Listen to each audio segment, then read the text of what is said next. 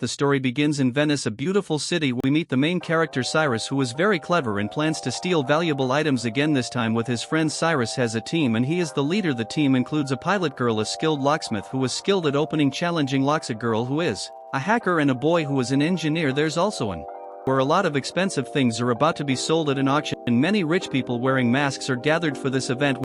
Elderly man who helps 027 them in their thefts, and he accompanies Cyrus to the auction house. The auction house is filled with cameras and a senior police officer named Abby is watching everything. Abby and Cyrus were friends a long time ago, but when Abby learns that Cyrus is a big thief, she makes a plan to catch him during a mission. Despite Cyrus being clever and escaping in the past, Abby is prepared with her team this time to catch him in the act. As soon as he steals, the story unfolds as the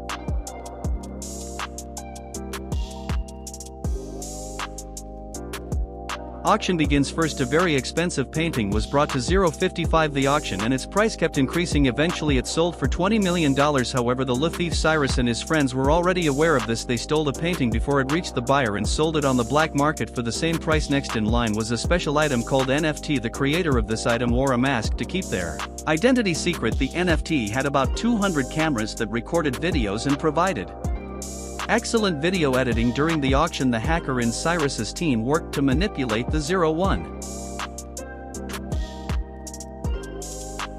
She pressed a button causing chaos by turning off all the lights. When the bid reached $25 million in the confusion, Cyrus made the bid himself. Cyrus then approached the NFT creator, proposing to take the NFT to his place and complete the transaction there. All these actions were being observed by Abby, the senior police officer, who was watching from above. Abby and her team followed Cyrus and his team as they tried to escape. They rode on a special boat called a speedboat. They tricked the police and went into the middle of the 153 to avoid the police. They set up barriers, causing the police to get stuck behind them. They moved forward to their destination, a ship, where they celebrated with a party after the NFT auction. While Abby, the police officer, was still investigating, she carefully watched the videos of people who attended the auction. She noticed Cyrus's partner, the helper, who was still at the scene. As a result, they reached and captured him. During the investigation, they discovered that the stolen NFTs prices in the black 220 market kept rising, reaching $30 to $40 million, then $40 to $50 million, and eventually $80 million. However, to activate the NFT, they needed the real owner, so they kidnapped the creator of the NFT. Cyrus spoke to the creator, explaining that the NFT originally meant to be sold for 2.5 crores in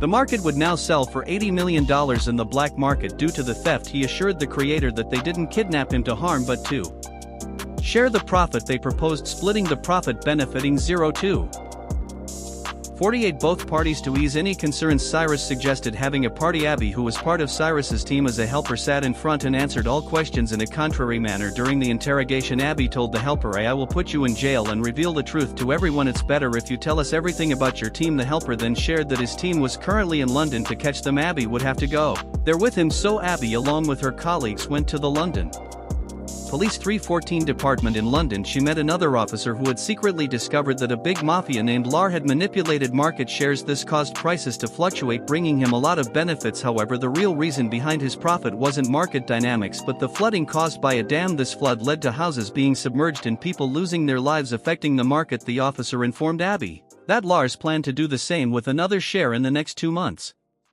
Involving a large mafia, Lars intended to pay the 342 mafia with 10 tons of gold. Abby was tasked with breaking their deal and stopping the payment. The officer expressed the need for someone who could think like thieves to catch them. For this important task, we need a very smart thief, a mastermind thief, and guess who fits that description? It's Cyrus. Abby initially objected, saying it's impossible for Cyrus to help. The officer insisted that she had to convince Cyrus to stop Lar. Reluctantly, Abby agreed and went straight to Cyrus. When they met, there was blame and accusations with 0410 both saying the other cheated. Eventually Cyrus asked why Abby came. She explained everything the officer had told her and said, you have to steal something for me. She revealed the plan to steal all the gold Lar was going to pay the mafia. Cyrus shared this with his team, and although shocked, they understood the difficulty of the task. Cyrus emphasized the importance of stopping L and the mafia. If they succeeded, the whole city would be flooded, leading to the loss of innocent lives. The team began to investigate how Lar and the mafia planned 438 to execute their dangerous plan. They discovered that the gold would first be in L's den, then transported by trucks and finally sent to its destination by plane. Now Cyrus and his team were determined to figure out how to complete their mission and prevent the disastrous outcome. Firstly, the hacker suggested making a plane that looks exactly like the one they need to steal. The team faced a big challenge. They needed to steal a plane that looked Exactly like the one they were targeting. Cyrus remembered meeting a rich boy at the 504 auction house who buys and sells planes. This boy had a plane that resembled the one they needed and they planned to modify it to match, so they went to the plane dealer to ask for the similar looking plane. The dealer showed them a magnificent plane that was beautiful but had a problem. It had many LED lights and was noisy, making it forbidden to fly. Initially the dealer refused to give them the plane. Abby, pretending to be a policeman, stepped in, informing the dealer that keeping such planes was illegal and he could end up in jail if 0532 he didn't cooperate with this. The dealer agreed to lend them the plane. Now with the plane secured, the team faced their next challenge: manipulating the radar. To do this they needed to create a PSI presumed signal indicator that would produce signals making two planes in the air appear as only one on the radar. However, a small problem arose when the two planes went up and down one after the other. This glitch needed a clever solution to ensure their plan would work seamlessly. After that, both planes would 5:58 briefly show up on the radar and the people in the headquarters would notice it. To address this issue they needed someone special on the inside. Abby suggested using her connection with an officer at the airport who was her friend and worked in the headquarters. However, the officer initially refused, stating that he wouldn't get involved in a theft, but Cyrus sweetened the deal by offering him 10 lakh in return, and the officer agreed to help. The entire team got to work and they began transforming the plane. They changed its color to make 625 it look like a different plane. Additionally, they needed a PSI presumed signal indicator machine to manipulate the signals. However, the machine's size resembled that of a bomb, raising concerns. Abby then instructed the hacker to create many small parts of the PSI machine which would be distributed among each team member, making the task more manageable. The hacker agreed, and after a lot of hard work she produced different parts of the PSI machine. As the team prepared for the final day, everyone got ready in their own way for the crucial 0653 mission ahead. They decided to divide the plane tickets with half of business class and half for economy. This way they could cover the entire plane. They discovered that else 2 gangsters were in business class and 3 were in the economy class, while the cargo held 10 tons of gold. The team prepared for their theft. The hackers successfully hacked all the cameras to keep everything under surveillance. The lockmaster installed his PSI machine in the bathroom, but one team member was scared and didn't join. 719 them. Abby decided to take on his role in the business class bathroom. Abby started installing the second PSI machine. Unfortunately, there was a shock and the machine fell, breaking into many pieces. This worried Abby because they needed to fix and install it to avoid ruining their plan. Gangsters also wanted to use the washroom, and if they saw the broken machine the plan would be in jeopardy. Fortunately, Cyrus arrived just in time. Together they connected and installed the machine. Meanwhile, the pilot used her 746 intelligence to fly her plane and bring down the larger plane. She waited for the PSI to activate so that the radar would show the same signal for both planes. At that moment, the headquarters radar received signals from both planes, setting the stage for their intricate plan. Upon seeing the signals on the radar, the airport officer's colleague suggested informing their superiors. Abby's colleague, however, downplayed the situation, saying it was just a minor malfunction that would be fixed in 2-3 minutes. He confused the colleague with 08. While the lockmaster reached the area where the golden safe was located using his high-tech machine, he attempted to break its lock. However, gangsters became suspicious and started trying to reach their gold. Upon hearing this news, Cuz intervened and fought against Lass's goons.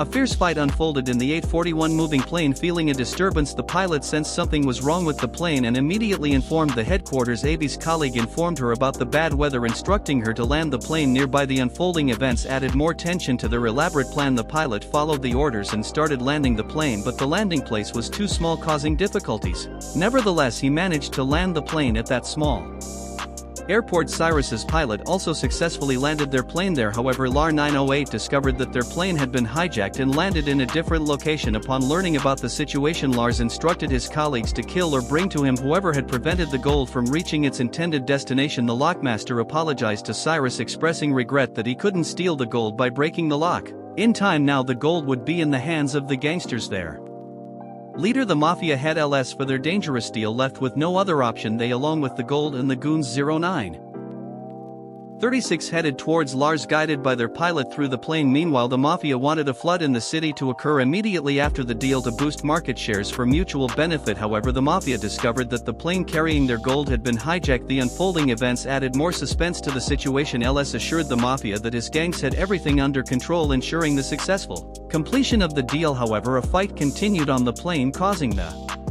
Destruction of all parts of the PCS. Both 1004 planes became visible on the headquarters radar. The government tracing the plane sent fighter jets to attack to avoid being attacked. Cyrus and the pilot turned the plane upside down and signaled that there were people inside. The fighter jets refrained from attacking but continued to follow the plane. The plan was to let the plane land so that the police could handle the situation. Eventually the plane landed on the grounds of L's palace, causing destruction as it moved forward. The security wall was broken and the plane 1030 entered the premises. During this chow, all the gold fell out. Witnessing this, the mafia informed Lars that she would take the gold, cancelling their deal. In response, El and Garrett shot and killed her. The police, who had been following the situation, surrounded them from all sides as they moved in to apprehend Lars. He claimed that it was his own H and that the thieves had come to deal with the deceased mafia woman. Lars tried to shift the blame, declaring the mafia as the real culprit. The unfolding event added 58 more twists to the intense situation. LS tried to shift the blame, claiming that the deceased mafia woman was the real culprit and the police should take action against Cyrus and his team. However, Cyrus, using his intelligence, showed the police the recording from the plan's LED glass and the NFT creation. This evidence revealed that Lars was the true mastermind behind the plan to destroy the city, and he had made a deal with